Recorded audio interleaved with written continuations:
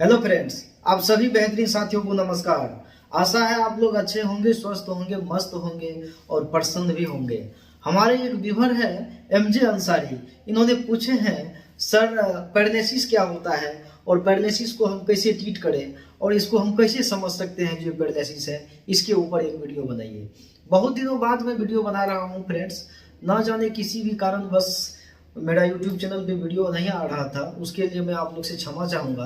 तो आइए अब हम इस डिजीज को जानते हैं, पैरालिसिस। पैरालिसिस यानी लकवा। लकवा होता क्या है? ग्रामीण भाषा में लकवा भी बोलते हैं और देहात का जो एरिया होता है, जो रूरल एरिया होता है, उसमें इसको हवा भी बोलते हैं, जो हवा लग गया है। बट सबका अपना अपना विचार होता है, लेकिन मेडिकल साइंस तो कुछ और ही है। तो मेडिकल साइंस में इसको हम पैरालिसिस बोलते हैं, ब्रेन स्ट्रोक बोलते हैं या ब्रेन अटैक बोलते हैं। तो ये होता क्या है? तो सबसे पहले इसको हम समझ लेते हैं। आपको ये आप कई सारे पेशेंट देखे होंगे जो हाथ नहीं काम कर रहा है, ये पूरी तरह से ये पैरालिसिस हो गया है।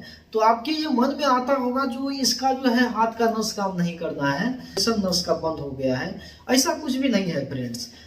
पैरालिसिस यानी कि स्ट्रोक को आप समझिए और इसे आप समझ जाएंगे तो आप बेटर इलाज कर पाएंगे और मरीज को अच्छे सजेशन भी आप दे पाएंगे। तो बने रहिए आप मेरे YouTube चैनल पे अंतिम तक। तो आइए अब हम बात करते हैं। सबसे पहले स्ट्रोक टाइप्स ऑफ 2, यानी स्ट्रोक जो होता है 2 टाइप का होता है। पहला होता है इस्केमिक स्ट्रोक और दूसरा होता है हेमरेजिक स्ट्रोक। ये स्ट्रोक शब्द कहाँ? ये ब्रेन के लिए यूज होता है। स्ट्रोक यानी कि जब भी हमारे ब्रेन के नस में क्लोट जमा हो जाएगा, यानी खून का थक्का बन जाएगा।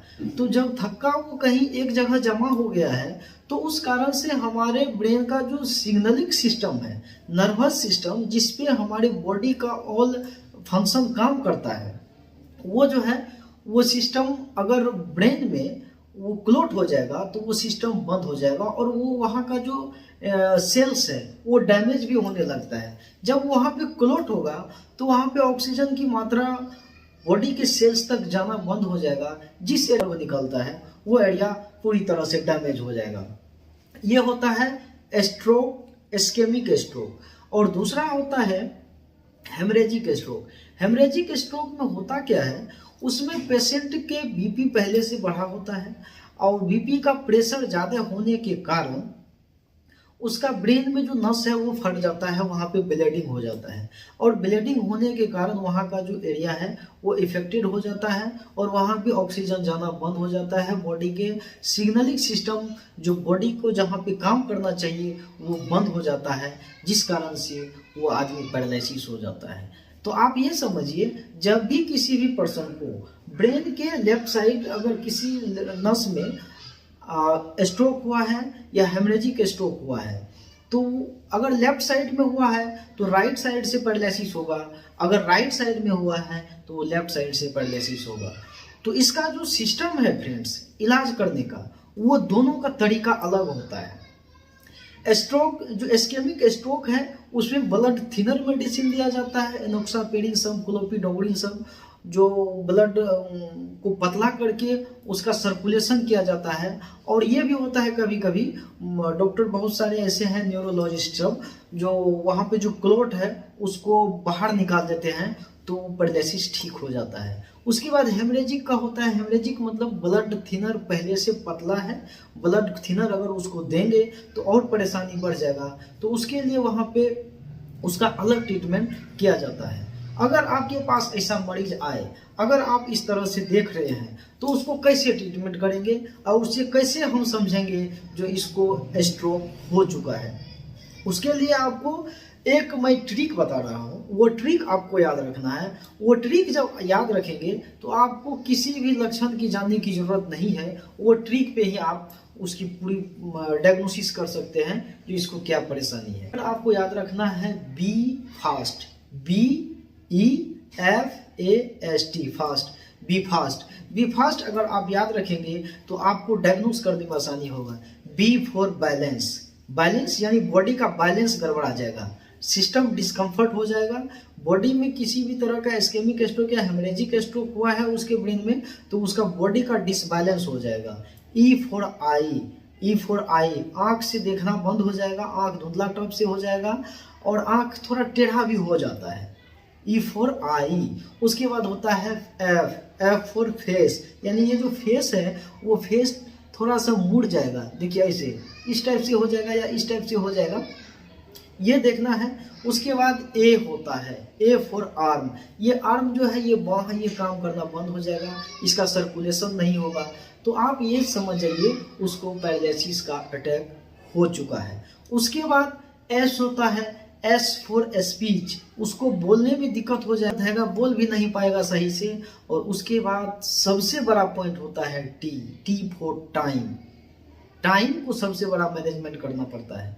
अगर आप 4.5 घंटा के अंदर किसी अच्छे हॉस्पिटल में पेशेंट को अगर आप शिफ्ट करते हैं तो उसका MRI CT वगैरह से हो करके वहाँ का जो न्यूरो डॉक्टर होता है वो ये तय कर लेंगे कि इसको हेमरेजिक स्ट्रोक हुआ है या इस्केमिक स्ट्रोक हुआ है, उसके आधार पे वो उसका ट्रीटमेंट करेंगे। और उसके आधार पे जब उसका ट्रीटमेंट करेंगे तो ऑलरेडी है पेशेंट रिकवरी हो जाएगा।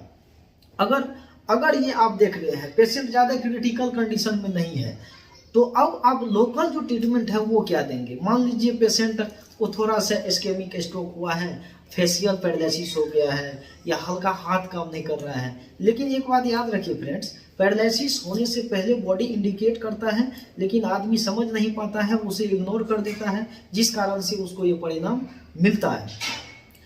बॉडी इंडिकेट करेगा, कभी कभी हाथ काम नहीं करेगा, कभी हाथ में झुनझुनी टाइप से होगा, हाथ में सुनपन टाइप से होगा, आपका ब्रेन भी कभी काम नहीं करेगा।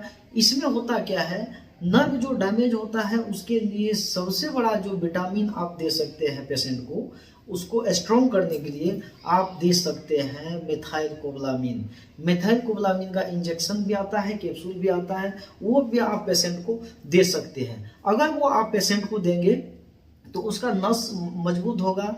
और उसके अंदर में अगर क्लोटिंग है तो क्लोटिंग के लिए आपको जो ट्रीटमेंट देना है वो होता है ब्लड थिनर मेडिसिन देना पड़ेगा, जैसे क्लोपिडोग्रिल 75 mg का मेडिसिन आप उसको रात में दीजिए। और पेशेंट का जो सिम्टोमेटिक ट्रीटमेंट है वो भी आपको करना पड़ेगा। उसके साथ में जैसे आप मेथाइलकोबालामिन का इंजेक्शन दे दिए या न्यूरोकाइंड ओडी दे दिए या न्यूरोकाइंड गोल्ड दे दिए, ये सब कुछ लंबे समय तक चलता है क्योंकि नस को रिकवरी करता है। ब्रेन उसका नस अगर रिकवरी हो जाएगा तो वो पैरालिसिस से मैनेजमेंट हो जाता है। और सबसे बड़ा तो आप समझिए है उसका टाइमिंग मैनेजमेंट है, टाइमिंग पे उसका सही हो जाएगा तो उसका जो परेशानी है जहाँ पे स्ट्रोक हुआ है या हेमरेजिक स्ट्रोक हुआ है तो वो उसका ट्रीटमेंट होगा तो 80% तक पेशेंट है जो कवर हो जाता है। कोई लंबे समय से बीमार रहता है तो उसके लिए भी ट्रीटमेंट है फ्रेंड्स। और हेमरेजिक है तो आपको सबसे पहले तो फाइंड करना पड़ेगा जो ये हेमरेजिक है कि इस्केमिक है, उसके लिए तो आपको CT या MRI कराना ही पड़ेगा। इसी बेस पे आप उसका ट्रीटमेंट कर सकते हैं। नॉर्मली अगर आपको लगता है जो हम इसका कुछ ट्रीटमेंट कर दें तो उसके लिए सबसे पहले आपको न्यूरोकाइंड गोल्ड का कैप्सूल देना होगा, मल्टीविटामिन मिनरल्स देना होगा लंबे समय तक। ब्लड थिनर मेडिसिन भी आप उसको दे सकते हैं, एनोक्सापेरिन इंजेक्शन आता है या क्लोपिडोग्रिल जो ब्लड को पतला करता है, वो आप BP कम करने की भी दवा उसको दे सकते हैं अगर BP ऑलरेडी बढ़ा हुआ है तो। समझ गए फ्रेंड्स, इस तरह से अगर आप उसका ट्रीटमेंट करते हैं तो पेशेंट पूरी तरह से कवर होता है। और आपको अगर ये जानकारी अच्छा लगा हो वीडियो को लाइक शेयर कर दीजिए। आपका धन्यवाद।